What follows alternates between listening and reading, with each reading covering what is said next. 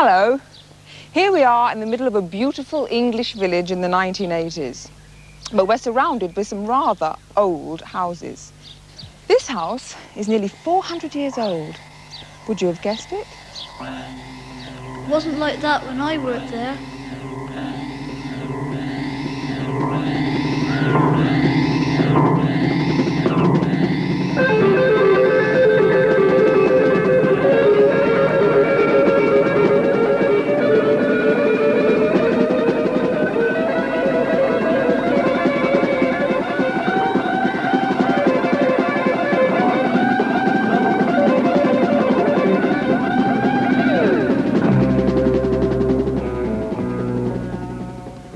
When young Tom lived in the village in the year 1610, it looked like this. And the house we looked at would have been brand new. But he didn't grow up in a well-built house like that. His home was much more flimsy.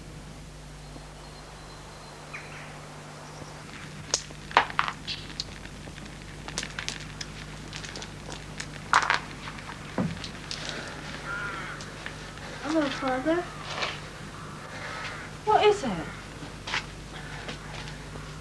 Jack, have you been drinking again? Do you have bread, Jack? Bread for the children?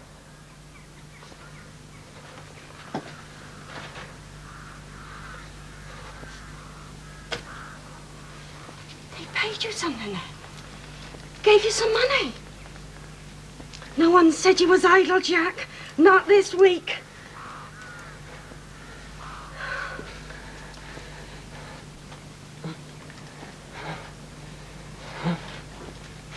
Jack?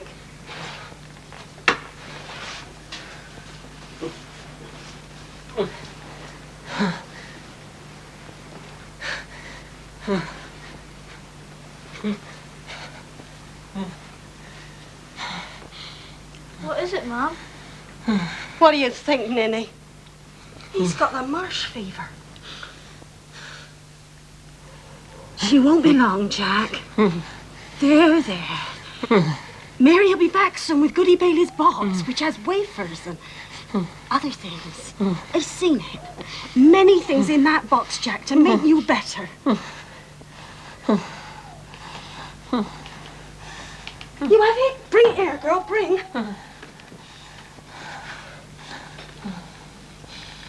Look. The wafer. And the vial of blood. From a lamb not 2 days old, that. You tell Parson. What's happening here is partly magic and witchcraft, if you like, and partly religion too. Words like hocus pocus are jumbled up words from the Latin prayers of the Catholic Church. It's also medicine too. Women do all the nursing and doctoring. Hocus pocus corpus cocus ickis gaily singy sangy.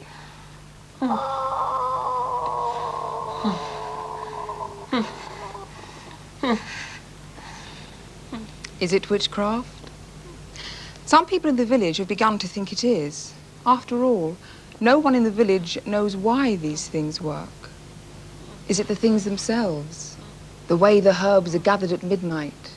Or the magic words that do it? Now the wafer, Jack. You must eat it, Goody Bailey says. Jack?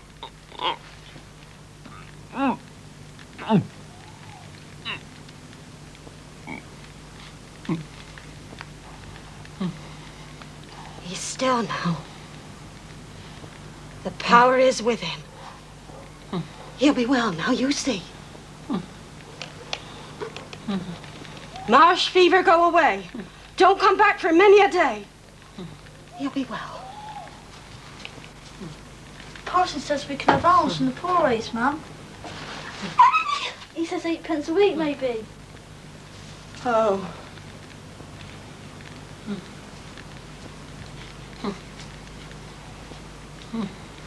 I don't know if we all go to church. I learned to answer as Christians about religion. Oh, does he? Is that what he says, Tom? Him sweating with fever, near dead, and me answering questions at my age. That's a fine way to be going on, that is. Well, I didn't say it, Mum. Parson did. How long do they say he talks? In that church of his? 5 hours at a time? I don't know. Religion. I don't know.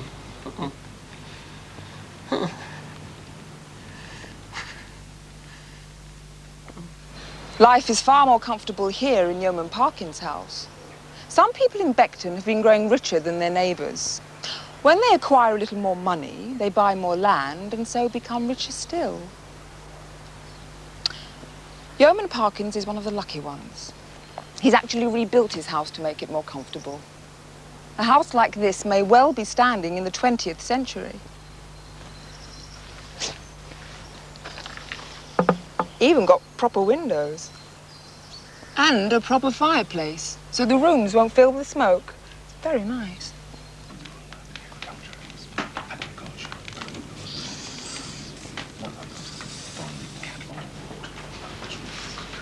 That's Yeoman Parkins at the end of the table. He's the farmer, and he's invited Mr. Ardwick, the preacher, to dinner. This is his farmhouse. Ah! Good English beef, Parson. Don't employ a cook, not in this house. Though I could afford such a body. My wife, God bless her, she's perfection with me. The mouth waters, good wife. I sometimes think I should have been a farmer myself. Not so, However. Parson, not so. You have a calling to religion and the Lord. And you're a teacher, which is what we most need in all this world. Well, We are a people of bad habits, Parson. A point you yourself made in your excellent sermon in church on Sunday.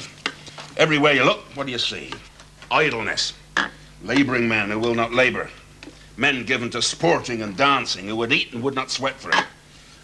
All this is wicked in the sight of the Lord, and the church alone can teach and correct it. If the poor spent half the time in church that they spent in the alehouse, they'd be the better for it. There. God bless you, Yeoman Parkins. There we are. Oh, you are generous indeed.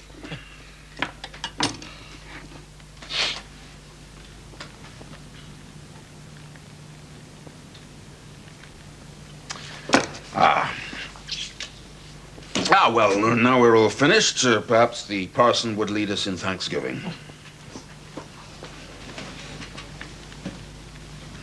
We thank thee, O God. Yeoman Parkins takes his religion very seriously. He's worked hard to get where he is. When he gets more money, he buys more land and so needs to work even harder. He built this house himself. In the last few years, he's begun to believe that idleness, laziness, is the worst sin of all, and that people who stay poor are willfully offending God. They should make more effort. The old preacher didn't think this. He just got on with saying prayers. So, Yeoman Parkins and some other rich farmers arranged to get Mr. Ardwick instead. He's what you call a Puritan, straight from university. And, like Yeoman Parkins, he too believes that people ought to be made to try harder and work harder. In the name of God, our Father, Amen. Amen. Amen. The church was always the most important building in the village. It was here that people were supposed to learn the difference between right and wrong and how to earn a place in heaven. But as Tom was growing up, the church was changing, and people, like Yeoman Parkins, were accepting the new idea that it took more than just good behavior to get to heaven. You had to be chosen. And one sign of being chosen was the fact that you studied the Bible and learned lessons set by the parson. This was Puritanism. And the parson at Beckton is a Puritan. There used to be no seats in church, but now the parson gives long sermons, and there are seats for the better off villagers. Most people from the village never come here, except if there's a birth or a death. Birth and death are very common. Take a look at this. This is a monument to Adrian Stoughton. He was a very rich man, and there's his wife. They lived together in holy wedlock 31 years, happy parents of 16 children. Well, there's Adrian, who died in 1614, and there's his wife. And here are some of his children. As you see, they're holding skulls. These are the skulls of their dead brothers and sisters who died while they were still children. Every birth and death is recorded in the parish register, which is now in the local record office. Marriages. Christenings. Oh, look, one of the Stoughton children. This is a page for christenings in 1601. And this is Rebecca Stoughton, daughter of Adrian Stoughton. It's very difficult to read. Oh. A child was christened, given the name in church shortly after being born. Now let's turn to the burials of 1601. There she is, Rebecca Stoughton. Death was very common among children, so common it was accepted. The death of adults came early too, quite often. But when it did, it was a real disaster.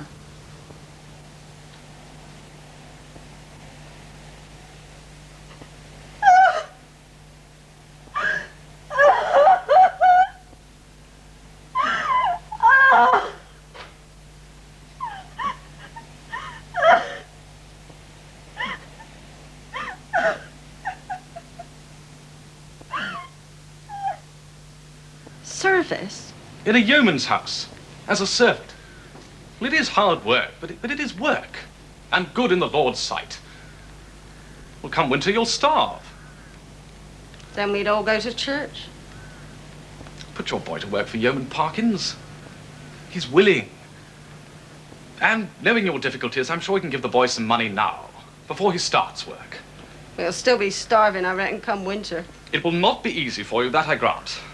But there will be more for you day by day than there is now. And you and my betters save 8p a week on the poor rates. There are many poor, alas.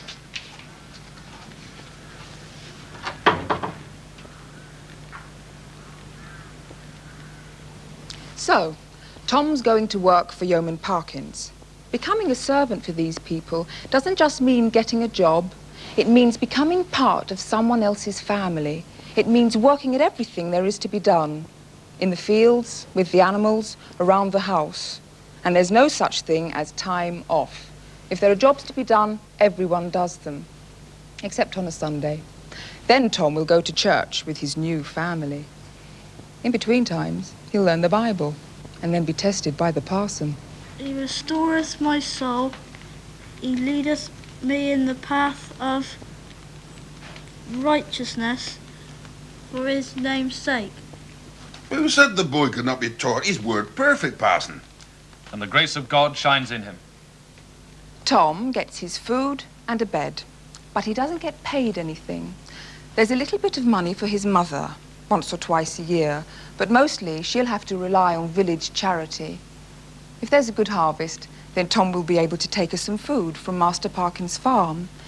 If the harvest isn't so good, by the following January, Master Parkins won't have much to spare.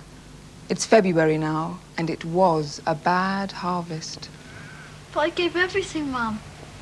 Everything I got. I shan't get more till March is out. March? That's good, seeing as we got nothing left. There's nothing to eat, except it costs a fortune. You know that, Tom. I can scarce buy a loaf in a week. I don't know what to do. No, I don't either. Rats eat better than we do. Either you get me more money, or we starve. And if we starve, Tom Jackson, do you know what I'll do? I'll make out I'm a witch woman. No! Yes, I will. And they'll all know I'm putting the evil eye on them as letting a woman starve. And her babies. And then what'll they think of you, Tom Jackson? Eh? What'll they think? I know what to do. What? Take from him? Something nice? No, not from him. Something worse than that. Something terrible.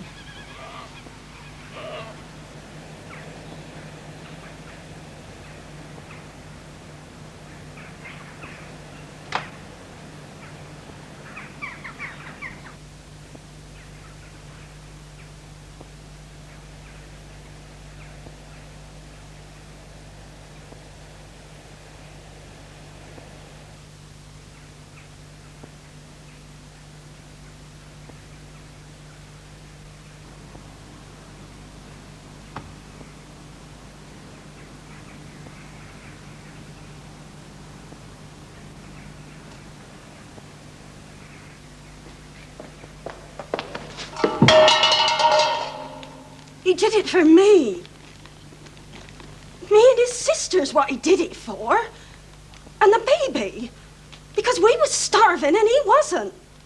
As far as he knew, that's what God would have wanted him to do. Well, this is preposterous. He didn't see all sides of it, that's all. He's a boy. Thou shalt not steal, saith the Lord. That is his commandment. Is it? I'm ashamed to have brought this boy into your house, Mr. Parkins. I've done you wrong. Do you know the penalty in England for stealing? Yes, sir. Be strung up. To be hanged until you're dead. There was a time he not needed to steal. Not so long back. Before your new ways come in and your religion. Then when people was down, their neighbors helped them out. You help someone one time and they help you the next. Now that's all over. I don't know. Now when people's down and you need help, they say, don't come to me, they say. Go and get parish help. We pay a rate for that. Is parish help or starve for you, they say. But you had parish help last year when your good man died of marsh fever. Aye, for a week or so. You couldn't stop it quick enough, could you? And this time when I came, it was no. Be off with you. Fair enough. I think we have a bad boy here, that's all. A boy of bad stock. You will note, Parson, it takes more than a few catechisms and psalms to wipe out years of bad example. What did they call your father, boy? Idle Jack, was it? Mm-hmm. Bad stock. Bad stock. And I did think we were beginning to clothe you in the garments of righteousness. Must consider what's to be done. Indeed.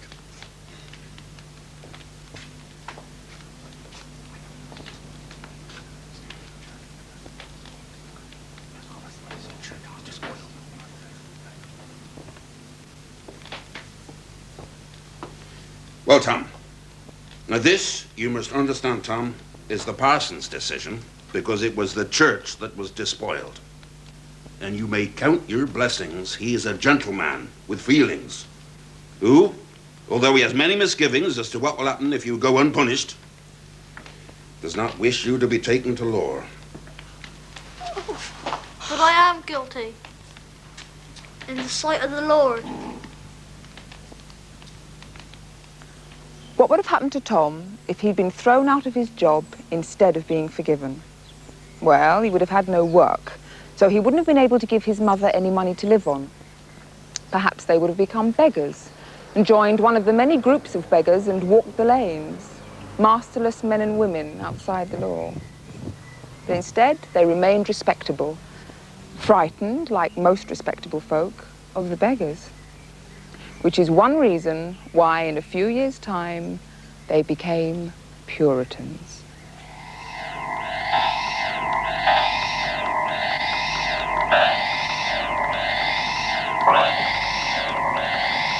Right.